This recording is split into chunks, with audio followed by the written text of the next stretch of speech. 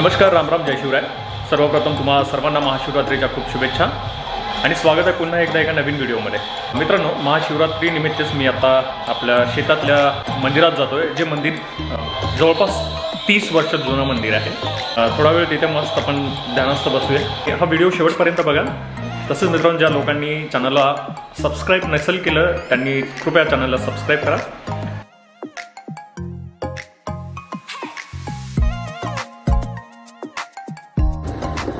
इथून पूर्ण कच्चा आणि इकडे जायचं आहे।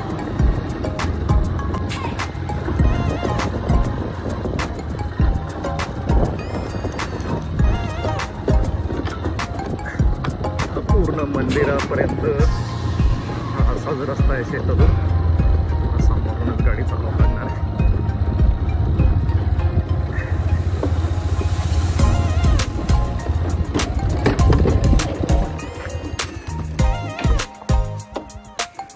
बंद पडली ते एका हातात कॅमेरा, गाडी घेऊन जाणं शक्य आहे। कॅमेरा मला वाटतं बंदच करावं लागेल, कारण अजून बरंच दूर आहे। गाडी इथंच पार्क करतो मी आता, कारण परत इकडे पण रस्ता खराब आहे आणि मी आलोय आपली प्लास्टिकची थैली सोबत घेऊन आलोय।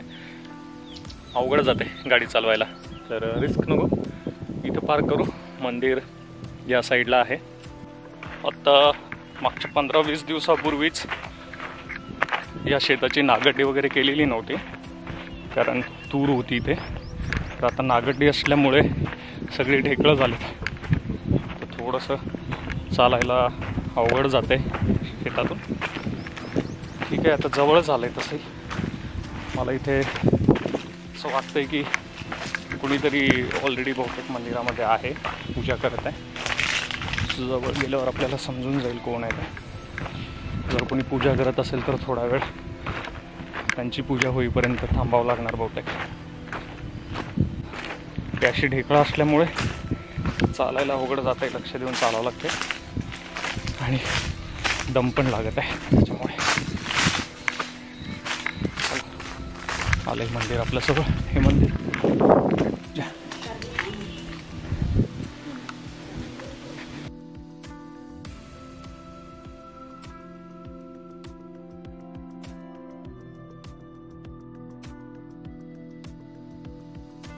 मंदिराच्या एकदम जवळ आल्यावरती दिसले की लहान्या मामी आहेत, ते पूजा करत आहेत। तर एक 5-10 मिनटं थांबायला लावले, त्यांची पूजा बाकी आहे। तर आरती वगैरे घेत आहे, आरती झाली की मग लगेच आपण पूजा करूया। मंदिराच्या समोरच काही आंब्याची झाडं आहेत, पिंपळाचं झाड आहे आणि या साईडला हे बेलाचं झाड दिसतंय।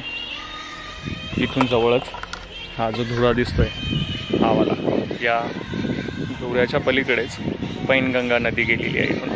तर ती नदीसुद्धा खूप जवळच आहे। जसा पावसाळा सुरू होतो या भागामध्ये इकडे, तर ह्या नदीपासून हा पूर्ण एरिया, इथे मोरांची संख्या खूप जास्त असते। तर मोराची पंख वगैरे भरपूर भेटतात, पण आत्ता नाही, पावसाळ्यामध्ये आणि हिवाळ्यामध्ये या ठिकाणचं जे वातावरण असतं हे खरंच खूप प्रसन्न असतं, कारण सगळीकडे हिरवळ आणि हे मंदिर असल्यामुळे त्याच्यामध्ये थोडंसं अजून चांगलं वाटतं। इथे बिलकुल शांतता आहे, म्हणजे एवढी शांतता आहे की हवेचा आवाज इकडनं या साईडनं पक्ष्यांचा किलबिलाट असं एकदम क्लिअरली ऐकायला येते। असं वाटतं की बॅकग्राऊंड म्युझिक दिलेलं आहे, खूप प्रसन्न वाटत आहे। सध्या तरी अजून सकाळचे 9 वाजलेत, त्यामुळे वातावरण अजून ठीक आहे। बाकी शेतामध्ये सध्या कुठलंही पीक नाही आहे, पूर्ण तुम्हाला असं ढेकळच दिसतील। जिकडे नजर जाईल तुमची आता सध्या तिकडे तुम्हाला पूर्ण असे ढेकळच दिसतील, कारण नागड्डी वगैरे झालं आहे। नेमकंच तुरीचं पीक होतं या शेतामध्ये, ते काढून झालं।